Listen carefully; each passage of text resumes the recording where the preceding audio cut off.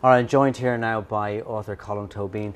Colm, in that session that we've just heard, you talk specifically about a book tour that you had in Germany and the sort of response to what's been going on in Ireland there and how it's being interpreted. And you were quite surprised at what you heard. Yeah, it was November and I wanted to talk about my book, but obviously they did that. And I was doing interviews as well as doing events. And people kept saying the same thing as though they'd heard it on the radio or something. We're not paying for your party. You know, you're Irish and we're just not paying for your party. And I had to explain that during the previous 15 years, I had been at no party. I'd been working extremely hard. Just look at the number of books I had published. But that I wasn't alone in that during that same period of 15 to 20 years, there had been almost full employment in Ireland, that Irish people had been at work during that time. And that what had happened to us occurred to us via the banks and the politicians, but it was not actually as though the whole country had been sort of drinking. And I found that when I said this, it seemed it was the first time people had sort of heard that version of things. So I thought it was important to keep saying it everywhere I went, just on my own behalf, first of all, as a writer, that I had not been touring the country, going to bars. I'd been alone with a pen.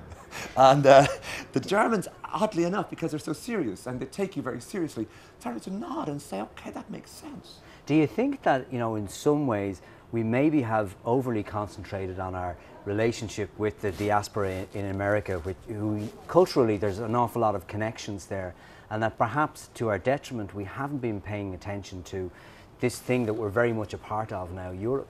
Yes, I think that if anything comes out of this conference, that the same thing that happened in America, which was Imagine Ireland, it's an imperative that it's done specifically in Germany to really to bring the best of Irish culture to Germany, so that some recognition of what Ireland does is there in Germany, which is not cliched. In other words, the great thing that happened as a result of here was that the work that came out of here that went to America for Imagine Ireland was seen in Ireland first. In other words, that the Martin McDonagh show, the Cripple of Inish Man, or the show from the Abbey, or the writers who came, that the plays had opened in Ireland, been seen by Irish audiences. They were not made for export. Nobody wants anything that's made for export like that.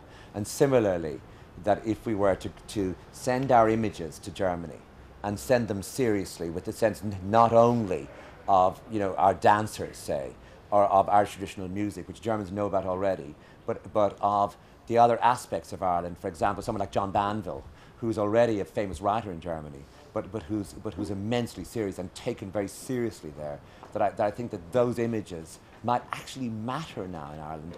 And the funny thing about it is that this is not what writers should be for. I mean, we're just meant to be alone, having our dreams, getting on with our sentences, and that there's no pressure on anyone to stop doing that, or to change the way you do that, or to create positive images of Ireland. That's not there. That in other words, within the domain of making art itself, I think a purity has remained in the making of poetry, in the making of music, in the making of novels. But that doesn't mean that we don't need to communicate that, and in communicating that, are communicating other things, such as images of our own country.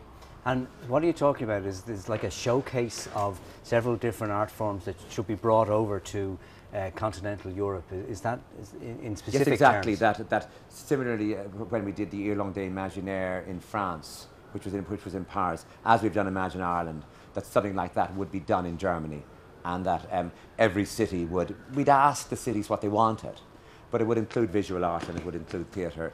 And of course, so many Germans speak English and have fluent English now, so that the language isn't the barrier it was, especially at a certain level of society, who are the opinion makers, and also in terms of the newspapers, of the people who work for the press. So that all of that's an open door for us. But I think it's an opportunity we do have to take. I mean, the issue is that I was in America for 3 months during the Imagine Ireland, and the images of Ireland that were coming in the New York Times every day were negative about the economy. But the other images were very pure and serious, and they were about Irish art. And if you look at the difference between those images and the Greek images, which were of tear gas and riots and people breaking up the city of Athens, that if anyone thinks that make no difference or will make no difference, then they think images make no difference. But we almost live in a world where images are the only thing, unfortunately for me, because I write words. Colm Tóibín, thanks very much.